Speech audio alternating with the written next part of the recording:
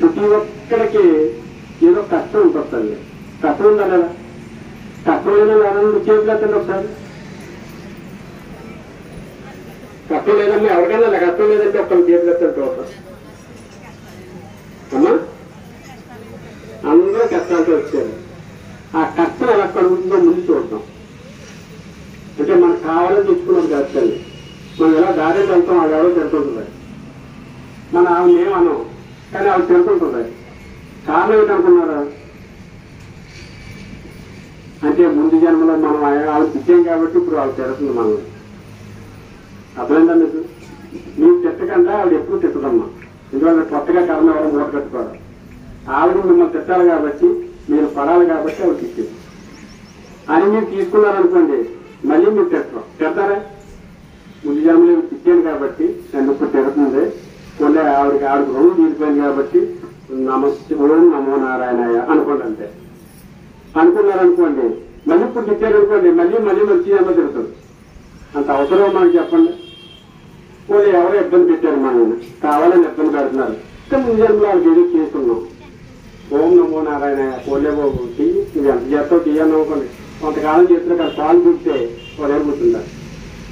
కానీ ఓం నమో నారాయణ మంత్రం మాత్రం మీరు ఏం చేయాలి? వాళ్ళకి వినపడేలా చెప్పాలి. మీరు ఏమొద్దు. ఈ ఆయన గట్టిగా కొడుతున్నాడు అనుకోండి, పెడుతున్నాడు అనుకోండి, మిమ్మల్ని ఏమొద్దు. అద్భుతమైన మంత్రం ఒకటే, ఓం నమో నారాయణ అనుకోండి. అంతే. అలాగే కొట్టారనుకోండి, ఒకసారి కొడతాడు ఓం నమో నారాయణ ఇంకా గట్టి కొట్టారనుకోండి, ఒక్కసారి గట్టిగా అనాలి. అలా 4-5 సార్లు అన్నారనుకోండి, అయ్యి బాబు మా ఆవిడ ఏదో తీసేస్తుంది నన్ను, నేనేం అనుకోదురా బాబు, ఇదేదో మంత్రం నేర్చుకుంది, నాకేమైపోతానో భయంతో ఏం చేస్తాడు ఆయన? ఏం చేస్తాడు? కొట్టడం మానేస్తాడు కదా.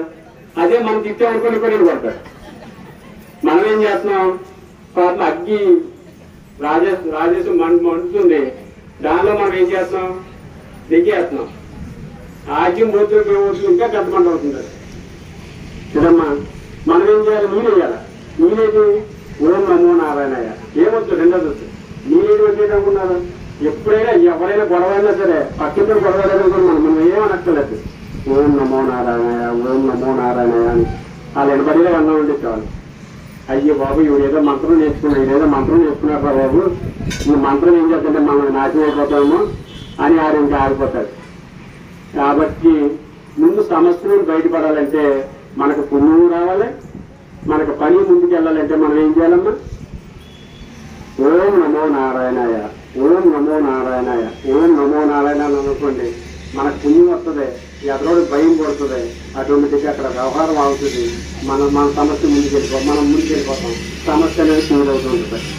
కాబట్టి ఈ మంత్రాన్ని బాగా పఠించండి. విధంగా ఎప్పుడైతే మనం ఏదో ఒక ఆయుధం అనమాట, మన కష్టం వచ్చినా ఓం నమో నారాయణ అనుకోండి, లేదా మన గొడవ వచ్చినా ఓం నమో నారాయణ అనుకోండి, లేదా మన ఆయన పుట్టినా మన పిల్లలు పుట్టినా ఎవరు ఏం చేసినా సరే ఓం నమో నారాయణ మాత్రం గట్టిగా చెప్పుకోండి.